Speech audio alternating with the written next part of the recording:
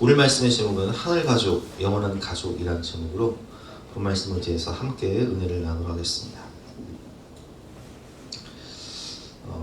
가정은 하나님이 주신 선물입니다. 그래서 하나님께서 창세기 2장을 보면 가정을 만드시죠. 근데 우리의 그 가정이 이렇게 만들어지는 과정을 보면 그것은 정말 우연이 아닙니다. 모든 것은 하나님의 계획이에요. 저 같은 경우도 우리 아버지 고향은 이제 안성이에요. 그리고 우리 어머니 고향은 저 전라남도 목포 옆에 무안이거든요. 그 두 분이 도저히 만날 수가 없는 분이래요. 그런데 우리 아버지가 어렸을 때 꿈이 가수였어요. 가수여서 맨날 그 뒷동산에 올라가서 목청을 키운다고 막 노래를 부르면 우리 할아버지는 아들이 노래 부르는지도 모르고 어떤 미친놈이 저렇게 맨날 소리 지르냐고 그러셨다는 거예요.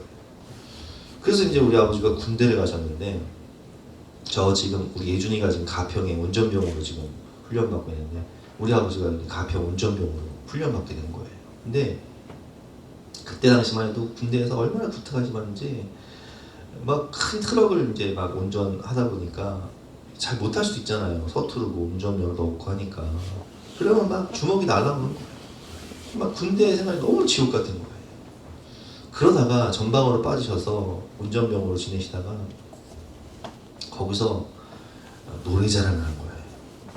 근데 우리 아버지가 어렸을 때부터 꿈이 뭐였어요? 가수였잖아요. 그래서 노래를 잘하시거든요. 그래서 노래 자랑에 나가서 거기서 신라의 달밤이라는 노래를 부르죠. 아 신라의 그 노래 있어요. 거기 이제 그 노래를 부르셔서 거기서 2등을 하신 거예요. 사단장이 이제 2등을 했으니까 너의 소원이 무엇이냐 이렇게 물은 거예요. 너의 소원이 무엇이냐. 그때 우리 아버지가 저는 이 전방에서 운전하기 싫습니다. 후방으로 보내달라고 해서 지금 그 퇴계원 신하촌이라는 동네에 취사병으로 가시게 된 거예요. 근데 그때의 그 부대에 바로 우리 큰이모가 슈퍼를 하고 있었어요. 그래서 이제 우리 큰이모를 만나서 혹시 동생이 있으면 소개시켜달라고 했는데 우리 큰이모가 우리 어머니를 소개시켜 주신 거예요. 그래서 우리 어머니는 큰이모를 참 원망을 많이 했지만 그러나 그래서 제가 태어난 거예요. 하나님의 그 계획 속에서 그 모든 그 가정들이요 그렇게 만들어지는 거예요. 저도요 제가 전도 사역을 할 때 저 첫 사역지가 동대문에 있는 이대 부속병원 교회였는데 거기서 사역을 하다가 사역지를 옮기는 과정 가운데 장신대 게시판을 보고서 저기 내강리에 있는 교회에 가기로 한 거예요. 결정이 됐어요. 대우도 좋고 너무 좋은 교회였어요. 그런데 제가 뜻하지 않게 서울에 있는 영신교회라고 사모를 만난 그 교회에 또 자리가 났다는 그 공고를 보게 된 거예요. 근데 제 마음이 자꾸 그 교회 가고 싶어요. 서울에 있는 영신교회 가고 싶은 거예요. 그래서 제가 양해를 구하고 서울에 있는 영신교회를 가게 됐어요. 근데 뭐 영신교회가 대우가 더 좋냐? 훨씬 안 좋아요. 근데 그냥 그 교회 가서 그 목사님이 배우고 싶다는 그 마음이 너무 강해서 갔는데 거기서 우리 사모를 만나게 된 거예요. 여러분 우리가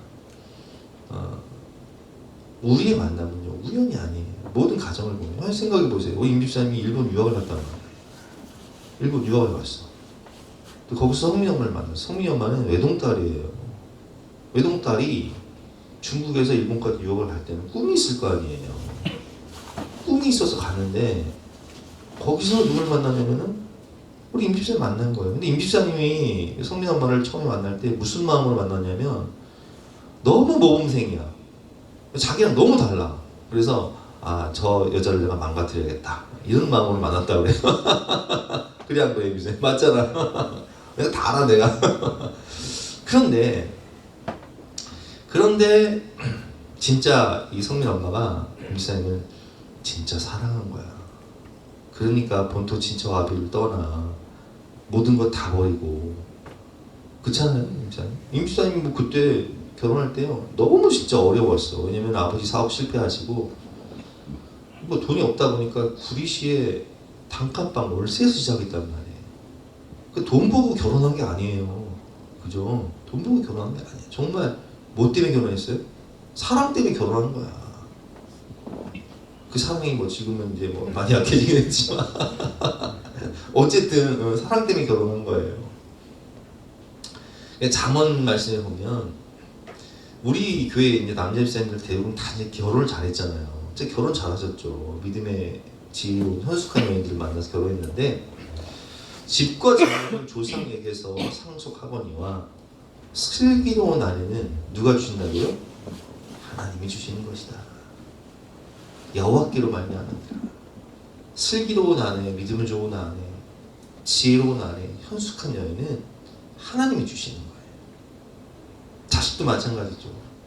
자식이 성경을 보면 보라 자식들은 여호와의 기업이요 태아 열매는 그의 상급이로다. 하나님이 이 아이를 보내실 때 어느 가정에 보내실까 이렇게 막 고민하시다가 그래 저 가정에 보내야겠다. 그 우연이 아니라는 거예요. 우리의 만남은 우연이 아니라는 거예요.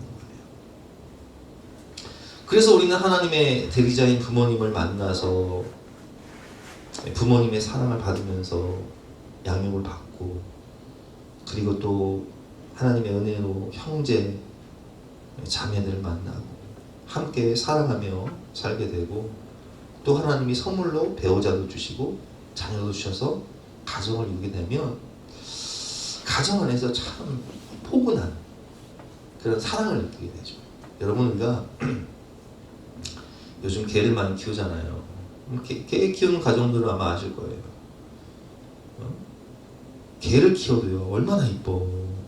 막 내가 퇴근하고 왔을 때 개가 달려와서 막 꼬리를 흔들면서 막 달려들면 너무 이쁜 거예요.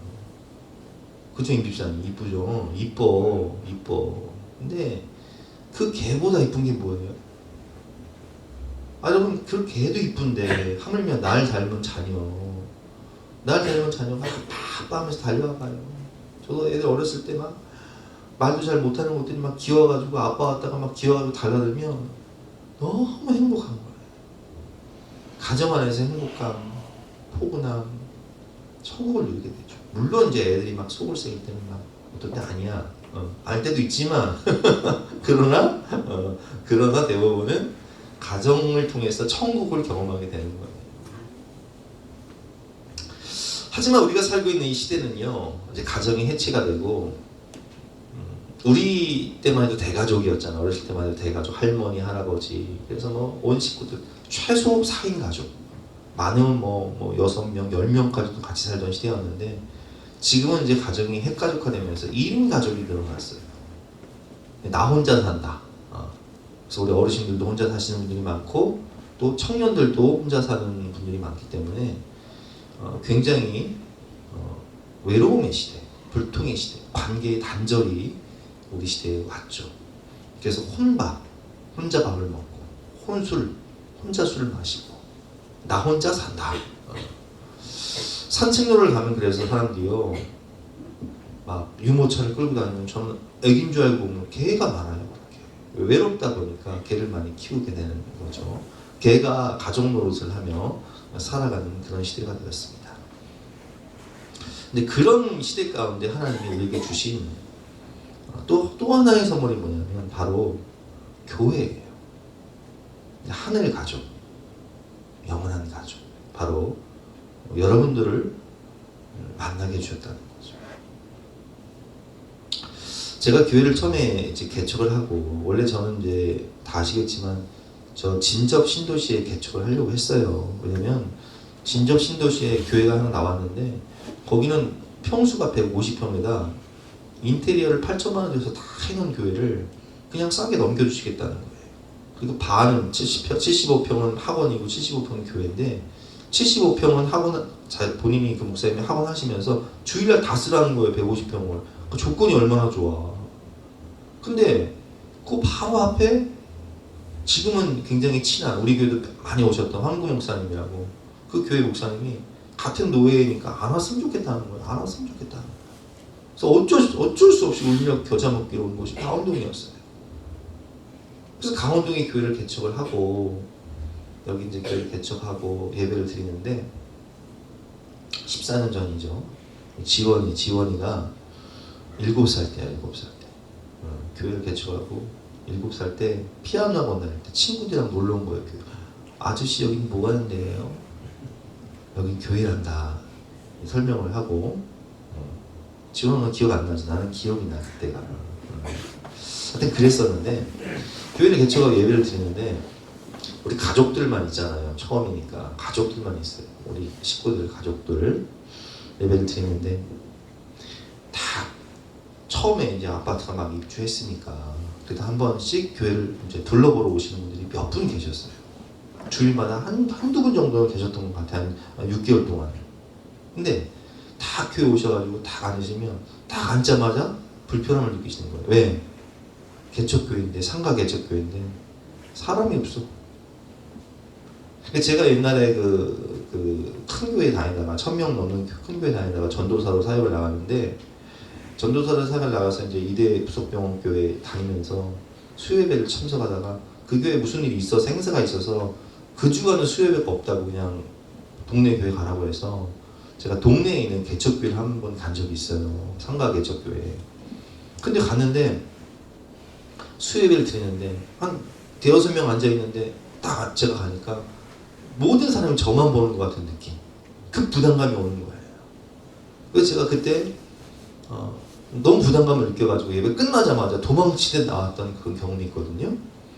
근데 그때가 생각나는 거예요. 그때가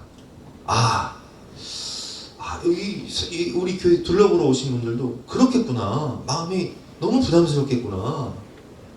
그때 생각이 난 게 진짜 우리 교회는, 이 개척교회는 하나님이 보내주시는 영혼이 아니면 정말 정착할 수 없겠구나. 정말 하나님이 보내주셔야 되는 거구나. 내가 그걸 깨달았어요.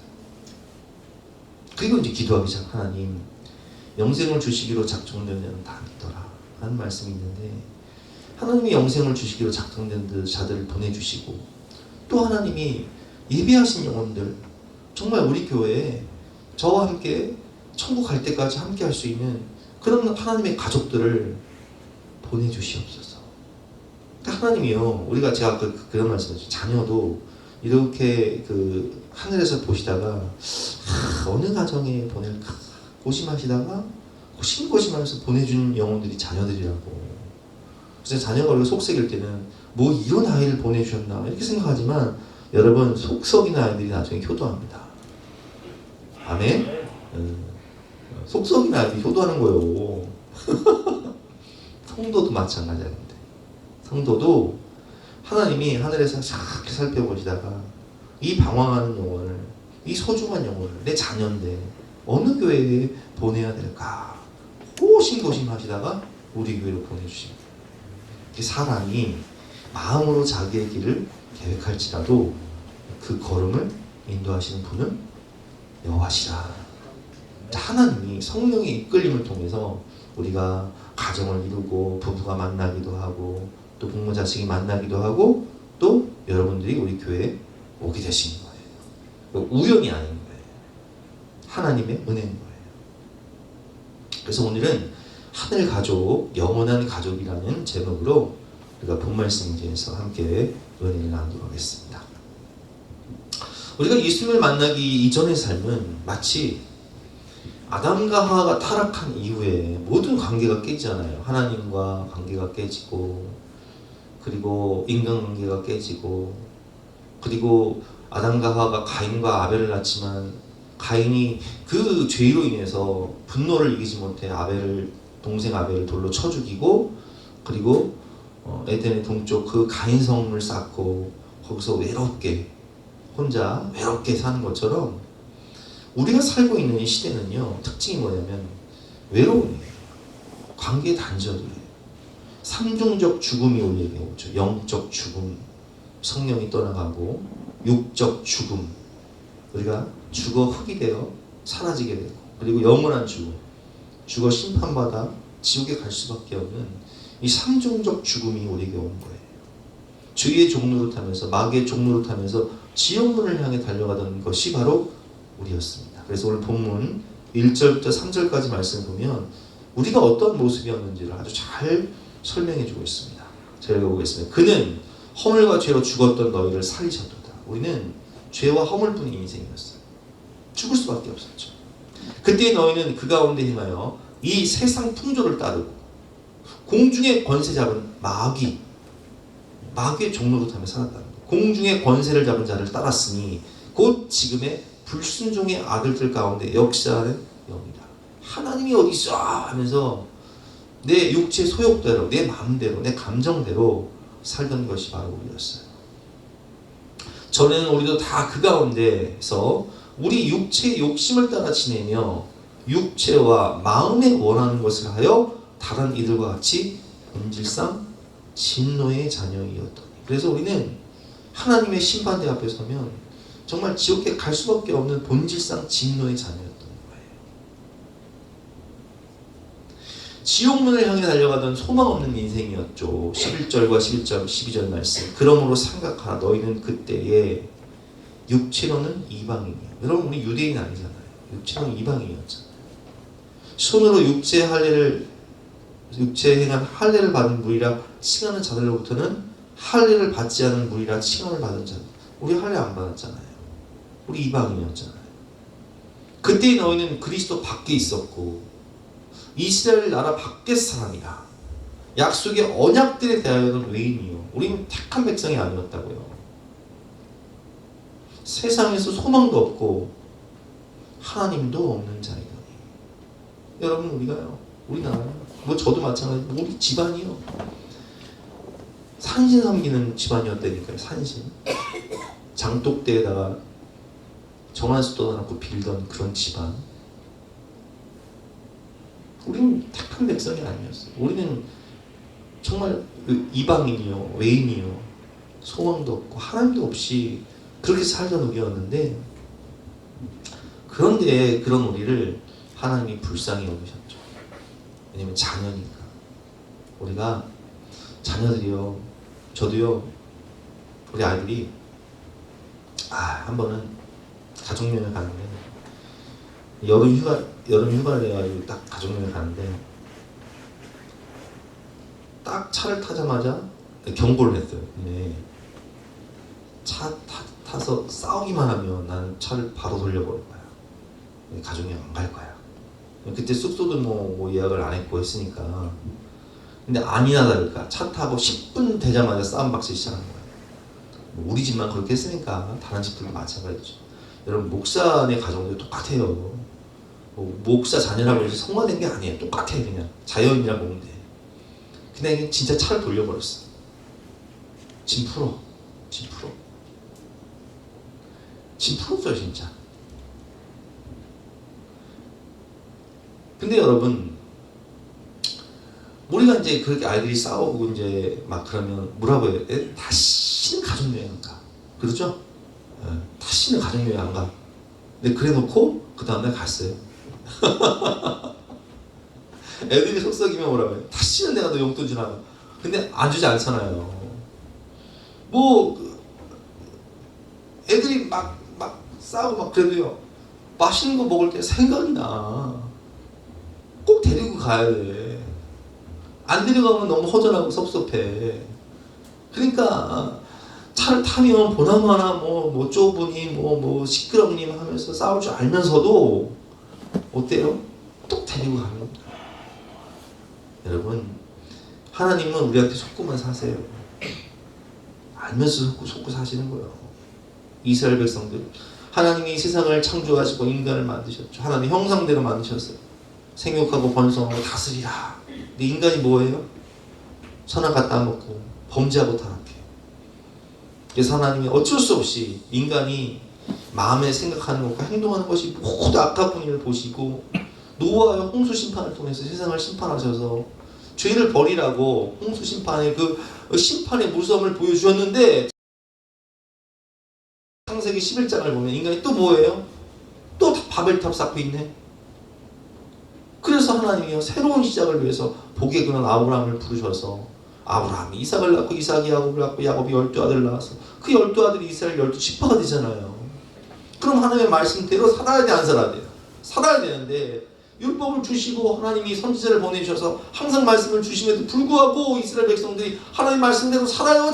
자기 마음대로 살아? 자기 마음대로 살다가 그냥 멸망당하는 거예요. 이게 인간이 답이 없는 거예요. 구원의 소망이 아예 없는 거예요. 그래서 구약은 야, 예수님이 없으면 답이 없다. 이게 구약이에요. 이 신약은 그래서 예수님이 오셨다는 게 신약이에요. BC와 AD, 주전주후, 핵심. 인간에게는 예수님이 필요하다. 그래서 예수님이 뭐라고 말씀하셨어요? 내가 곧 길이요 진리요 생명이니 나로 말미암지 않고는 아버지께로 올 자가 없느니라. 답 없는 인간을 위해서 우리에게 오셨다는 거예요. 여러분, 그렇습니다. 하나님이 우리를 불쌍히 여기사, 사절 말씀은 긍휼이 풍성하신 하나님이 우리를 사랑하신 그 큰 사랑을 인하여 우리의 행위로는, 우리의 모습으로는 다 지옥 가야 돼요. 허물로 죽은 우리를 그리스도와 함께 살리셨고 너희는 은혜로 구원을 받는 것입니다. 또 함께 일으키사 그리스도 예수 안에서 함께 하늘에 앉히시니 이는 그리스도 예수 안에서 우리에게 자비하심으로써 그 은혜의 지극히 풍성함을 오는 여러 세대에 나타내려 하십니다. 하나님이 세상을 이처럼 사랑하사 독생자를 주셨습니다. 이는 그를 믿는 자가 멸망치 않고 영생을 얻게 하려 하십니다. 답이 없는 우리를 위해서 답이 되어주시기 위해서 예수님이 이 땅에 오셔서 십자가에서 테텔레스타이, 내가 너의 모든 죄짐을 다 지고 죽을 테니 너는 나처럼 살아라 말씀하시며 구원을 이루신 거예요. 그 피를 인하여, 그 보혈의 공로를 통하여 우리가 구원받은 거야. 8절 말씀, 너희는 그 은혜에 의하여 믿음으로 말미암아 구원을 받았으니 이것은 너희에게서 난 것이 아니요 하나님의 선물이라.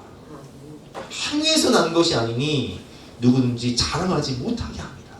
우리가 의로워서 우리가 열심히 신앙생활에서 구원받는 게 아니에요. 예수님의 믿음으로 구원받는 거예요. 구원은 하나님의 은혜요 하나님의 선물인 거예요. 그래서 우리는 한 피바다 한 몸이룬 형제요 친구들이요. 그래서 한 피, 그 그리스도의 보혈의 피로 말미암아 한 피바다 한 몸이룬 주님의 몸된 교회가 된 것이고 형제가 된 거예요. 그리고 튀르키예를 우리나라와 어떤 관계라고? 혈맹 관계라고. 혈맹 관계. 왜냐면 그 터키 사람들이 우리 6.25 전쟁 때 피를 흘리면서 우리를 지켜줬기 때문에. 그래서 우리를 좋아해요. 한국 사람들 너무 좋아해요.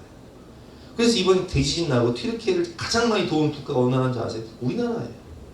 가장 많은 고품, 가장 많은 물자, 가장 많은 물질을 보냈어요. 인력도 그렇고. 왜? 혈맹 국가니까. 여러분, 우리는요 예수 그리스도의 보혈의 피로 한 피 받아 한 몸이 있는 형제의 친구들입니다. 13절 말씀, 이제는 전에 멀리 있던 너희가 그리스도 예수 안에서 그리스도의 피로 가까워졌느니라. 부모님의 그 피를, 유전자를 받아서 형제 자매가 된 것처럼 우리는 예수 그리스도의 그 보혈의 공로로 그 피로 말미암아 이제 천국 하늘 가족, 하나님의 가족, 하늘 가족, 영원한 가족이 된 거예요. 그래서 우리 형제님, 자매님이라고 하잖아요. 하나님은 우리에게 삼중적 생명을 회복시켜 주시고 모든 관계를 십자가를 통해서 회복시켜 줬습니다. 그래서 예수님이 부활하신 다음에 뭐라고 말씀하셨어요? 숨을 내쉬며 성령을 받아라.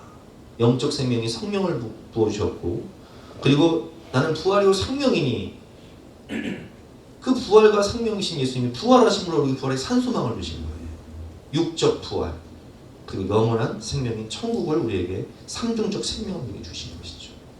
십자가를 통해서 하나님과 우리 사이에 막힌 담을 다 허무시고 성수의 휘장이 찢어짐으로 우리는 하나님께 나아가 하나님을 아버지라 부르게 되고, 그리고 수평뿐만 아니라 수직관계, 십자가를 통해 모든 관계가 회복되어지는 은혜와 축복을 주신 거예요. 에베소 2장 14절 말씀, 그는 우리의 화평이신지라 둘로 하나를 만드사 원수된 것 곧 중간에 막힌 담을 자기 육체로 허시고, 그 죄의 담을요 십자가를 통해 자기 육체로 찢어버리신 거예요. 그 성막의 휘장을, 막힌 담을. 법조문으로 된 계명의 율법을 폐하셨으니 이는 이 둘로 자기 안에서 한 세 사람을 지어 화평하게 하시고 또 십자가로 이 둘을 한 몸으로 하나님과 화목하게 하려 하십니다. 원수된 것을 십자가로 소멸하시고 또 오셔서 먼데 있는 너희에게 평안을 전하시고 가까이 있는 자들에게 평안을 전하셨어요. 땅끝까지 복음 전하게 하셨어요. 우리에게 그 삼중적 생명, 복음을 통해서 영생을 얻게 하시고 평안을 왜 평안이 와요? 우리는 구원받았으니까. 우리는 영적 생명의 성령을 받았고 우리는 부활에 참여하게 되고 우리는 천국에 갈 거니까 평안한 거예요. 이는 그로 말미암아 우리들이 한 성령 안에서 아버지께 나아감을 얻게 하려 하심이라. 아멘. 이게 예수님을 만난 우리의 삶의 핵심인 거예요. 그래서 우리는 예수를 만난다면 완전히 변화되는 삶을 살게 됩니다. 새로운 정체성, 그것이 바로 10절 말씀이죠. 하나님의 걸작품. 같이 한번 읽어보겠습니다. 시작. 우리는 그가 만드신 바라 그리스도 예수 안에서 선한 일을 위하여 지으심을 받은 자니 이 일은 하나님이 전에 예비하사 우리로 그 가운데서 행하게 하려 하심이니라. 아멘. 여러분 가슴에 손을 얹고 한번 이렇게 고백해보세요. 나는 하나님의 걸작품입니다. 나는 하나님의 자녀입니다. 나는 보배롭고 존귀한 왕같은 제사장입니다.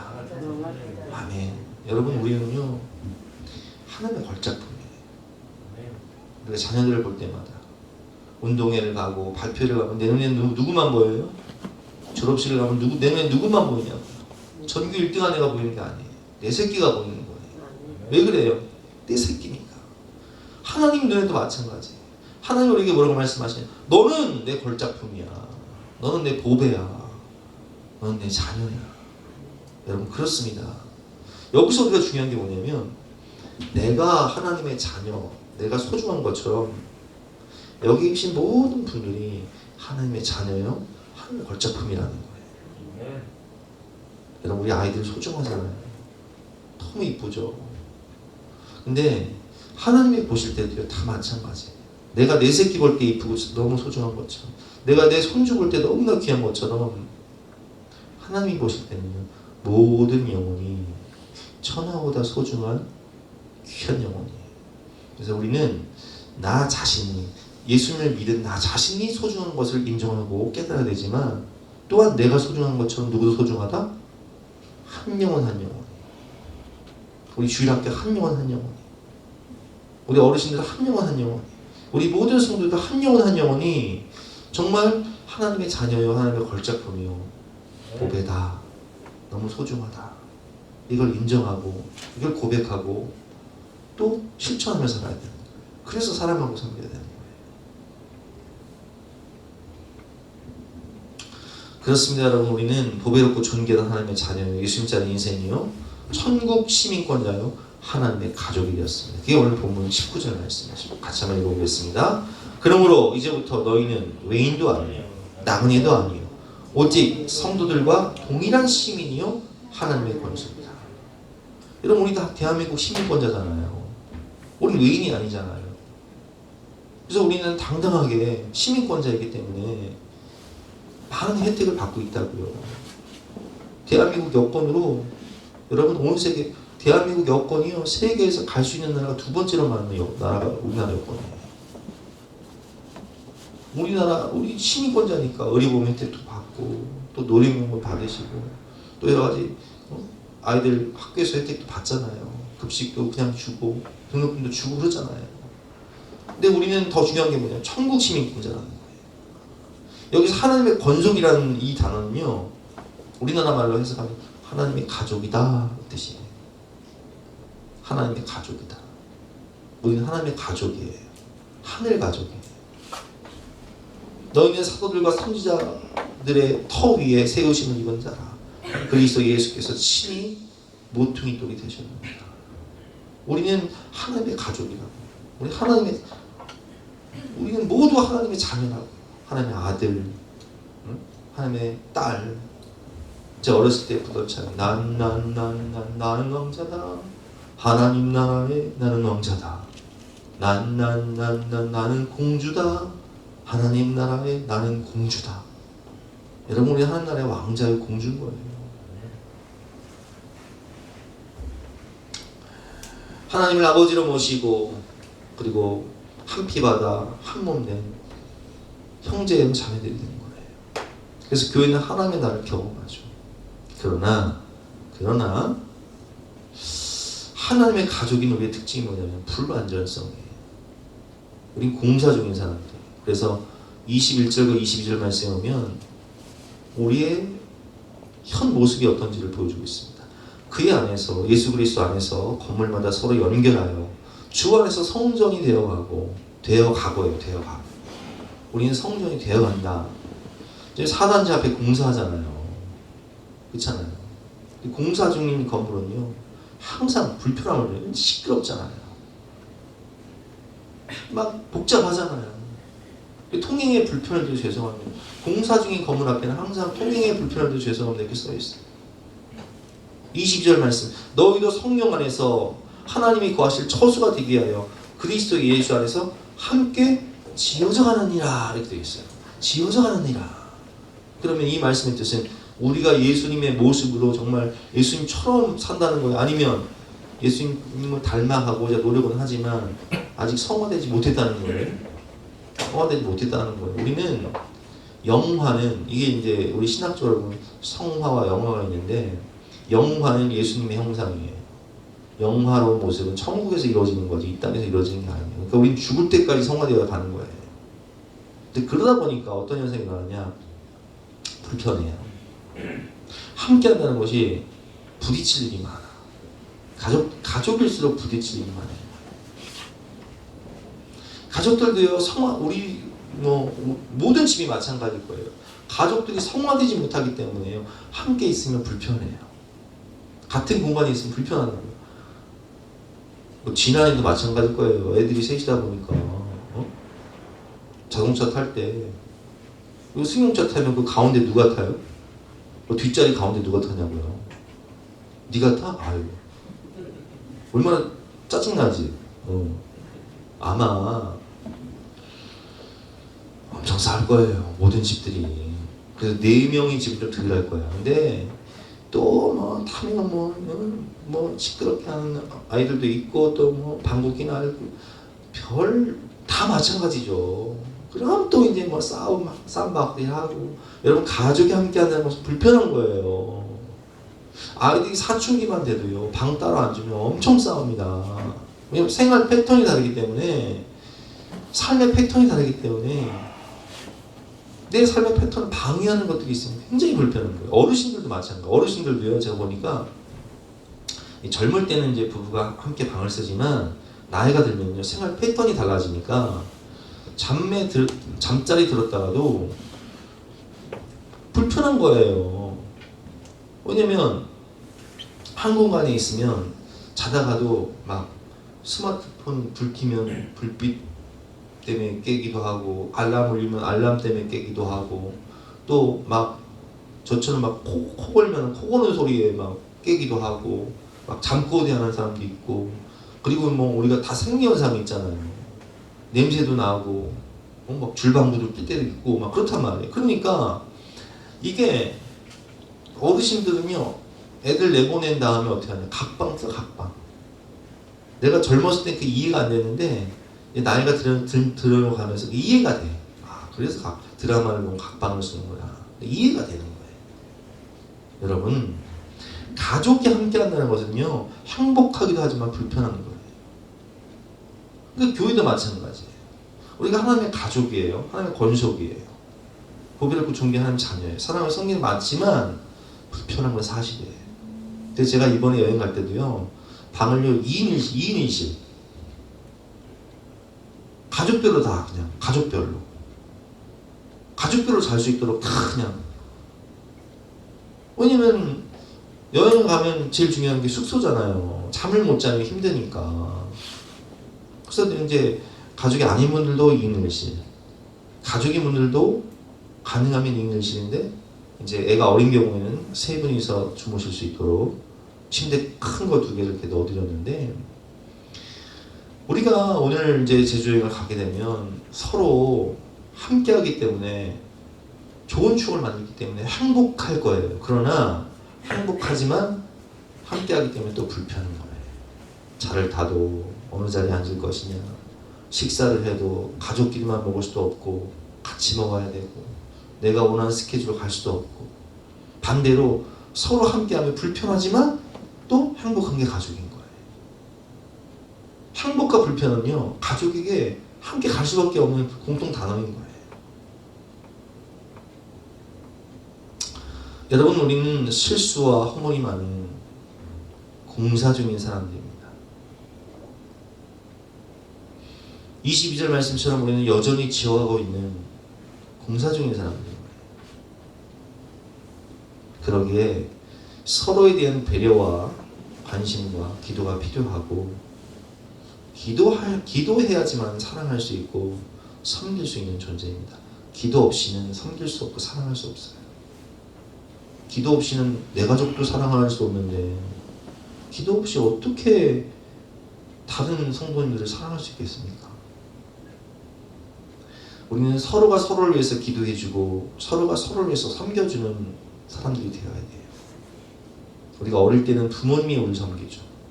기저귀를 갈아주고 젖을 물리고 학비를 대주고 학용품을 사주고 도시락을 싸주고, 어릴 때는 부모님이 나를 섬기지만 세월이 지나면요, 연로하신 부모님을 내가 섬겨야 되는 거예요. 서로가 서로를 섬겨야 되는 거예요. 오늘 결론입니다. 하늘 가족은요, 영원한 가족이에요. 하늘 가족의 특징은 영원한 가족이다. 영생의 동반자다. 하나님의 가족. 하나님이 우리에게 부모님을 주신 것도 감사하고, 형제를 주신 것도 감사하고, 자녀를 주신 것도 감사하지만, 우리에게는 세상 사람들이 없는 하늘 가족, 영원한 가족, 하나님의 가족을 주신 것이 정말 감사할 일인 거예요. 그래서 요람에서 무덤까지, 교회의 특징은요, 요람에서 무덤까지. 코로나가 터지고 많은 사람들이 유튜브를 통해서 예배를 드리면서 이런 얘기를 해요. 나는 이제 교회 출석 안 하겠다. 왜냐면 유튜브를 통해서 많은 예배에 참석할 수 있고, 또 많은 간증들, 영상도 많고 하니까 나 혼자 신앙생활 할 수 있다는 거예요. 근데 그게 엄청난 착각인 게, 그러면 내가 어려움을 당할 때 누가 나를 위해 기도해주며, 내가 기뻐할 때 누가 나를 위해 기뻐하고, 내가 마음 아플 때 누가 나와 함께 눈물 흘려주며, 내가 천국 갈 때 누가 나를 환송해 줄 수 있습니까? 그 큰 착각인 거예요. 여러분, 교회는요, 유기적인 살아있는 주님의 몸이에요. 그 몸을 떠난다는 것은 요한복음 15장에 보면 나와 있잖아요. 나는 포도나무에 너희는 가지니 너희가 나를 떠나서는 아무것도 할 수 없느니라. 교회를 떠난다는 것은 저주예요. 교회 안에 있어야 서로가 서로를 위해서 기도해주고, 여러분, 목회자인 저도요, 여러분들께서 늘 위해 기도한다고요. 이름을 불러가면서. 근데 나를 위해 기도해주는 사람이 없다는 거? 나를 위해 웃어주고 울어줄 사람이 없다는 거? 내가 천국 갈 때 환송해줄 수 있는 사람이 없다는 거? 그건 엄청난 저주인 거예요. 교회는 요람에서 무덤까지, 탄생, 출생부터 천국 갈 때까지 함께하는 하늘 가족, 영원한 가족입니다. 천국 가서도 함께하는 것이 바로 하늘 가족, 영원한 가족 교회인 거예요. 인생이 너무나 귀한 선물이 바로 저와 여러분인 것입니다. 교회인 거예요. 성도인 거예요. 그래서 우리는 옆에 계신 분들한테 이렇게 고백해야 돼요. 당신은 내 인생의 비타민입니다. 당신이 있어 정말 행복합니다. 감사합니다. 당신을 위해 기도하겠습니다. 주님의 사랑으로 사랑하겠습니다. 주님의 마음으로 섬기겠습니다. 이렇게 고백하며 또 실천하는 한 주가 되시기를 주님의 이름으로 축원합니다. 우리 함께 주신 말씀 생각하면서 찬양하는 시간 갖도록 하겠습니다.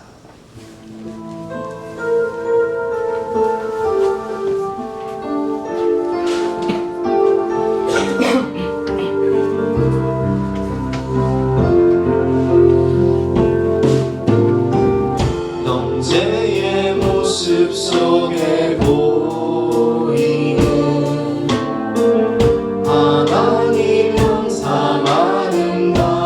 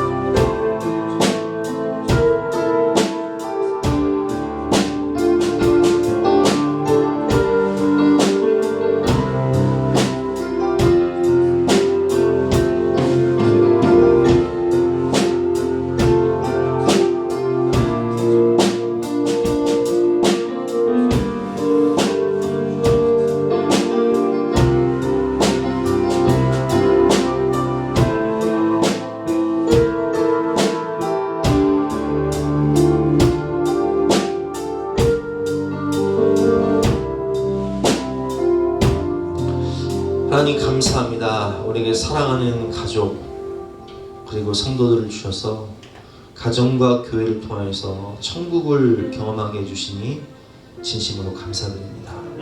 그러나 주님은 연약하고 부족한 존재이기 때문에 우리가 함께 한다는 것은 행복하기도 하지만 또한 불편합니다.